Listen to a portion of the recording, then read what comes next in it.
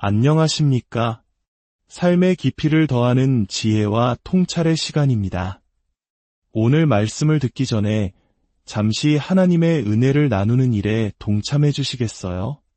구독과 좋아요를 눌러주시면 이 귀한 메시지가 더 많은 영혼에게 전달될 수 있습니다.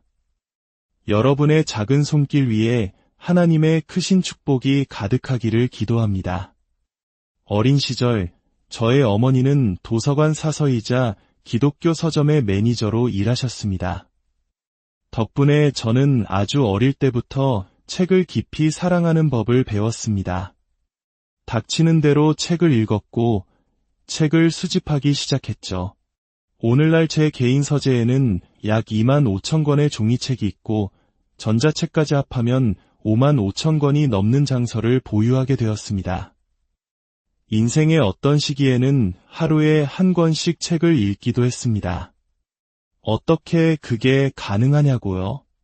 글씨가 크고 그림이 많은 책을 읽으면 됩니다. 물론 농담입니다.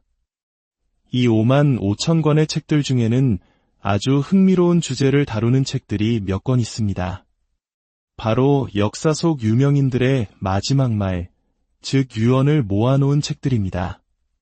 저는 그들의 죽음의 순간을 엿보는 것을 흥미롭게 여겼습니다. 책의 내용은 본래 진지해야 마땅하지만 어떤 유언들은 사실 꽤나 유머러스합니다.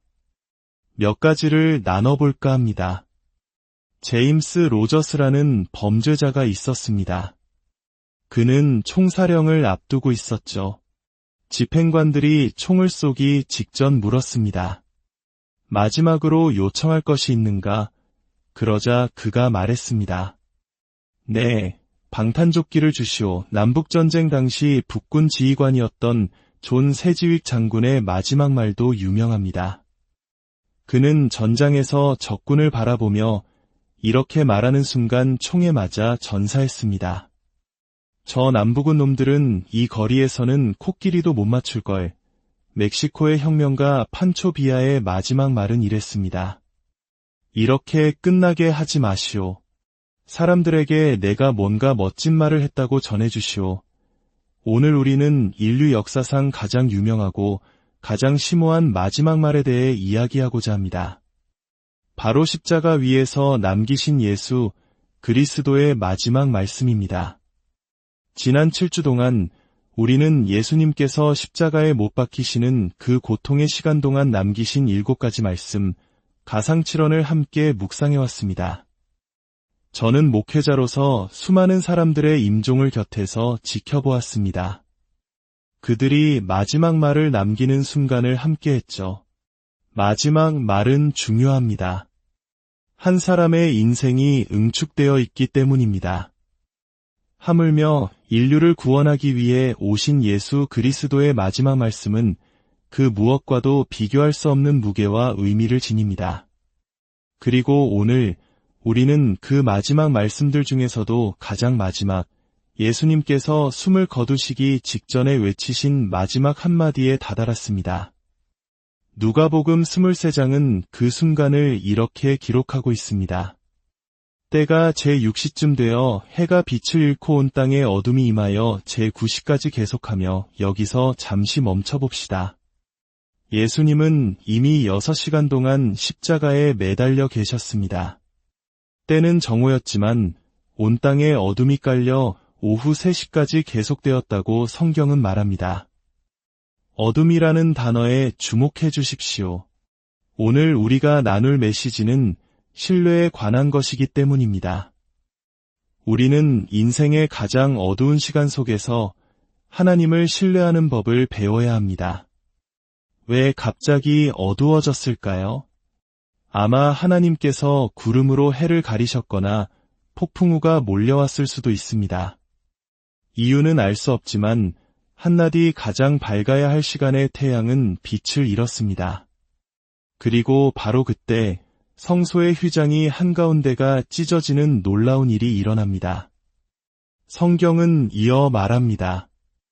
예수께서 큰 소리로 불러 이르시되 아버지, 내 영혼을 아버지 손에 부탁하나이다 하고 이 말씀을 하신 후 숨지시니라. 이것이 바로 예수님의 마지막 외침이었습니다. 아버지, 내 영혼을 아버지 손에 부탁하나이다. 이 말씀을 마치시고 그는 마지막 숨을 거두셨습니다. 그때 그 처형을 감독하던 로마 군대의 백부장이 그된 일을 보고 하나님께 영광을 돌리며 말했습니다. 이 사람은 정령 의인이었더라. 마태복음과 마가복음에서는 그의 고백을 조금 더 보충합니다. 진실로 이 사람은 하나님의 아들이었도다. 로마의 백부장이 이런 고백을 했다는 것은 실로 놀라운 일입니다. 백부장은 100명의 병사를 지휘하는 산전수전 다 겪은 강인한 군인이었습니다. 그의 임무 중 하나는 십자가형을 집행하는 것이었죠. 그는 문자 그대로 수백, 수천 번의 십자가 처형을 지켜봤을 것입니다.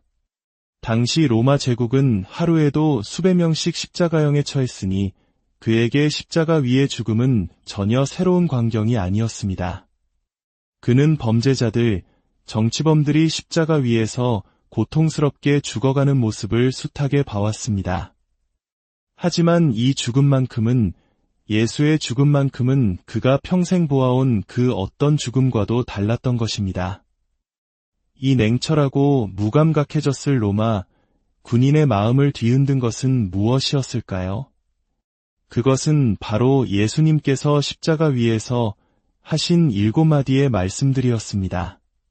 그는 예수님께서 아버지, 저들을 사하여 주옵소서, 자기들이 하는 것을 알지 못함이니이다 라고 기도하시는 것을 들었습니다. 자신을 못 박는 자들을 용서하는 죄수는 단 한 번도 본 적이 없었을 겁니다. 그는 예수님께서 고통을 덜어줄 진통제를 거부하시는 것을 보았습니다. 그는 회개하는 강도에게 오늘 내가 나와 함께 낙원에 있으리라 약속하시는 확신의 말씀을 들었습니다. 그 어떤 죄수도 그런 말을 하지 않았습니다. 용서의 말, 확신의 말, 사랑의 말, 대속의 말, 그리고 승리의 말. 우리가 지난 7주간 살펴본 그 어떤 말씀도 평범한 인간이 죽음의 고통 속에서 내뱉을 수 있는 말이 아니었습니다. 그리고 마침내 마지막 숨을 몰아쉬며 아버지, 내 영혼을 아버지 손에 부탁하나이다 라고 외치는 모습에서 백부장은 깨달았던 것입니다. 이분은 다르다. 이분은 무죄하다. 이분은 진정 하나님의 아들이시다. 그렇습니다. 평범한 사람들은 이렇게 죽지 않습니다. 예수님은 우리에게 어떻게 죽음을 맞이해야 하는지에 대한 완벽한 본을 보여주셨습니다. 그는 평온하셨고 두려움이 없으셨으며 풀지 못한 관계의 응어리도 분노나 억울함도 없이 죽음을 맞으셨습니다. 자신이 어디로 가는지 확신하셨고 자신의 미래를 온전히 하나님께 맡기셨습니다. 예수님의 죽음에는 3가지 중요한 특징이 있습니다. 첫째, 예수님은 스스로 자발적으로 자신의 생명을 내어주셨습니다. 한때 누가 예수를 죽였는가?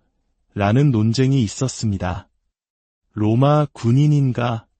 유대 종교 지도자인가? 군중인가? 하지만 성경이 말하는 답은 명확합니다. 예수님 스스로 자신의 생명을 내어주셨다는 것입니다.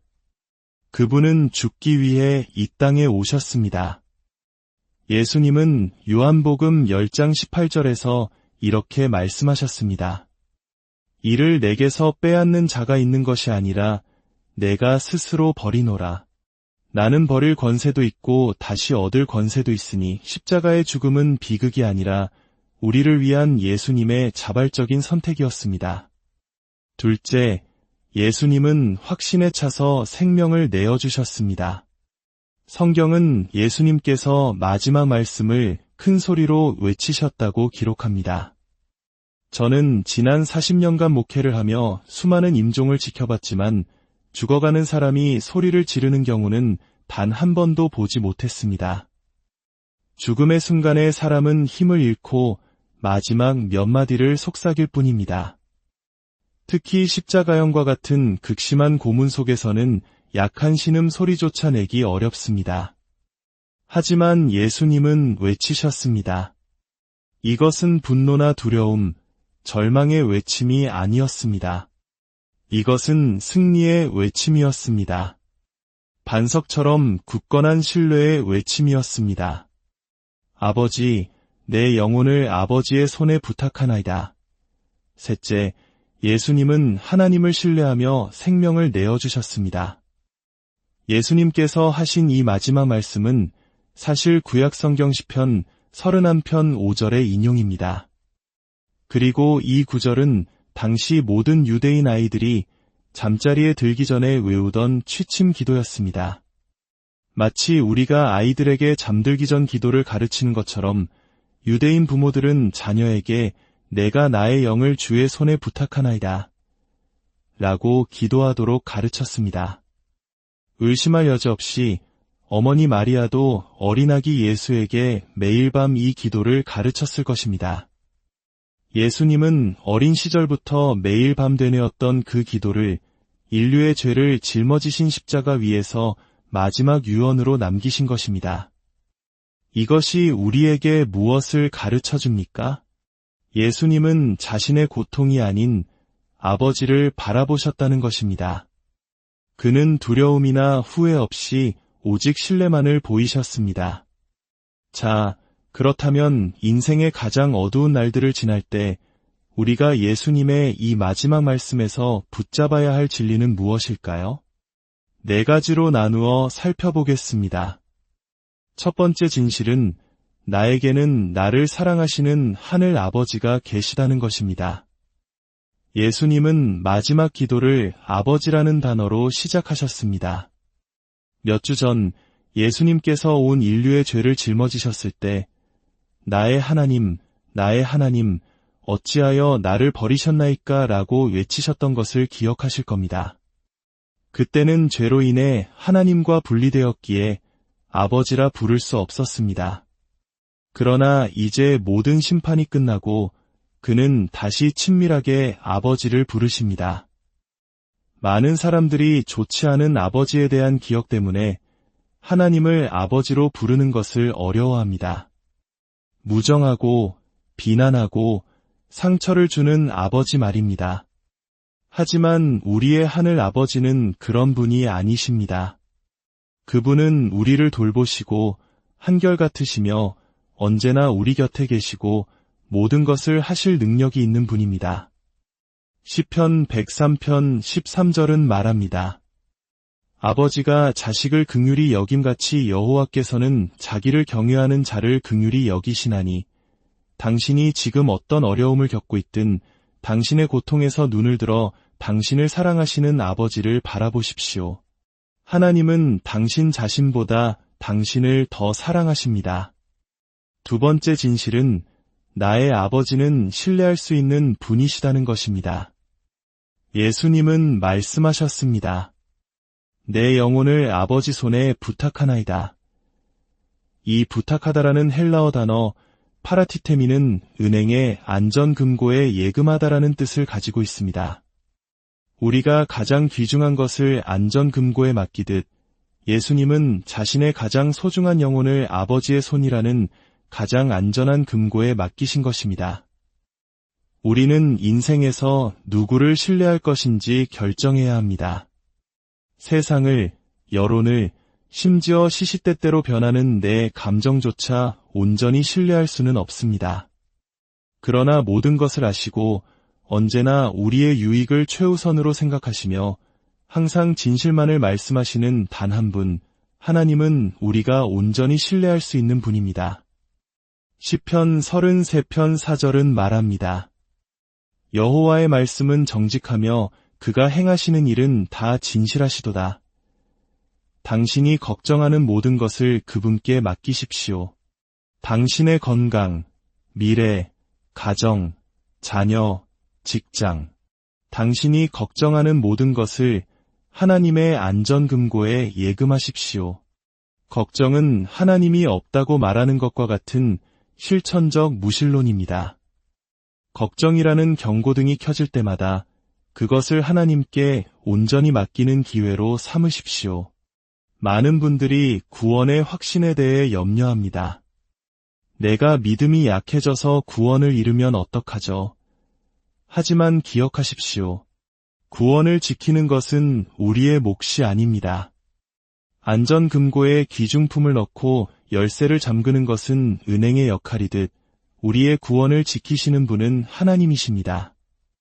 우리가 그분의 손을 놓으려 할 때도 사랑의 아버지는 결코 우리 손을 놓지 않으십니다. 세 번째 진실은 나의 아버지는 내가 볼 수 없는 것들까지 돌보고 계시다는 것입니다. 우리의 눈은 물질적인 세계밖에 보지 못합니다. 하지만 이 공간에 눈에 보이지 않는 전파가 가득하듯 우리의 삶에는 눈에 보이지 않는 영적인 세계가 존재합니다.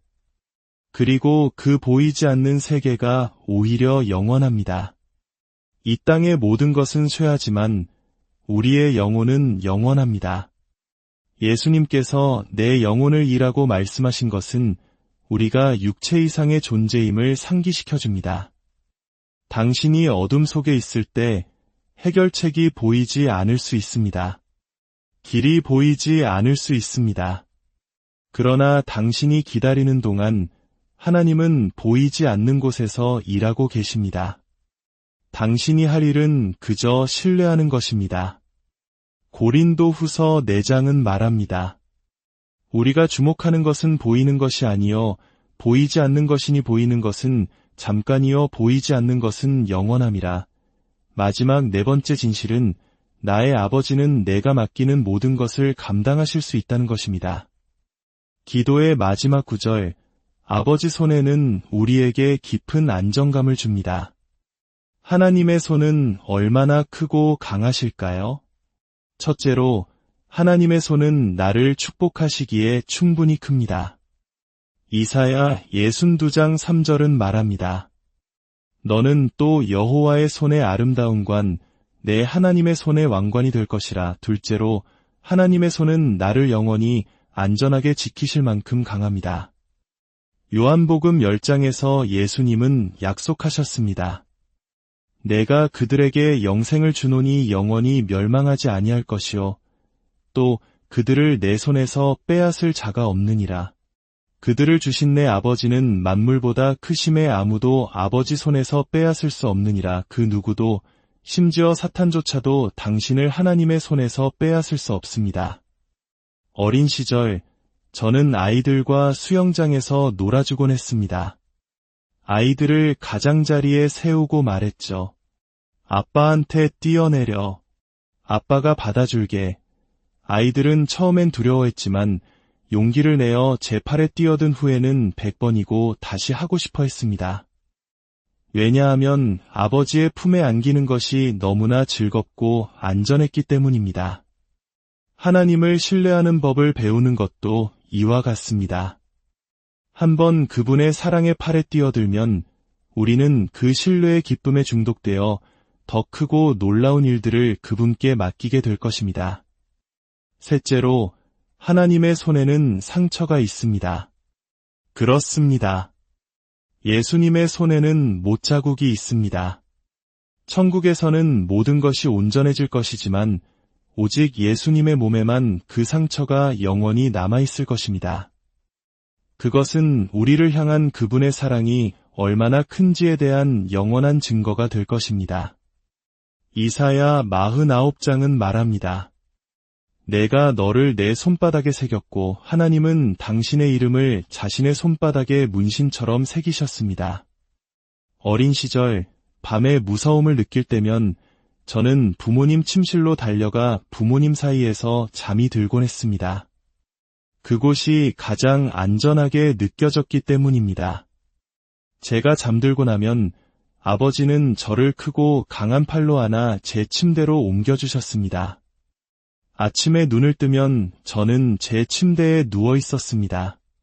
제가 잠든 사이 아버지가 저를 있어야 할 곳으로 안전하게 데려다 주신 것입니다.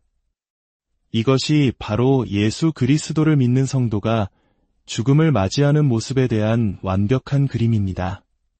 언젠가 우리가 이 땅에서 잠들게 될 때 우리의 하늘 아버지는 그 사랑의 팔로 우리를 안아 우리가 영원히 속한 곳 천국으로 우리를 데려가실 것입니다.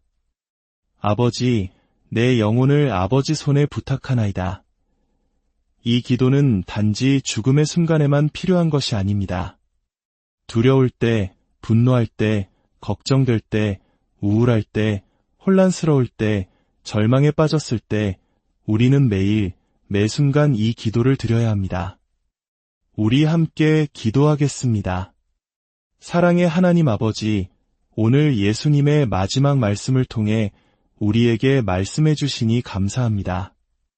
우리 인생의 가장 어두운 순간에도 우리를 사랑하시는 아버지가 계시며 그 아버지는 신뢰할 수 있고 보이지 않는 곳에서 일하시며 우리가 맡기는 모든 것을 감당하실 수 있음을 믿습니다.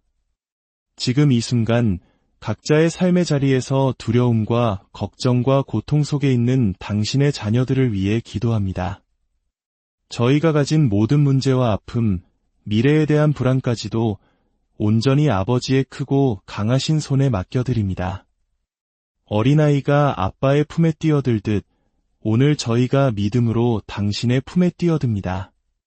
우리를 받아주시고 안전하게 지켜주시고 당신의 평강으로 채워주옵소서. 우리를 구원하신 예수 그리스도의 이름으로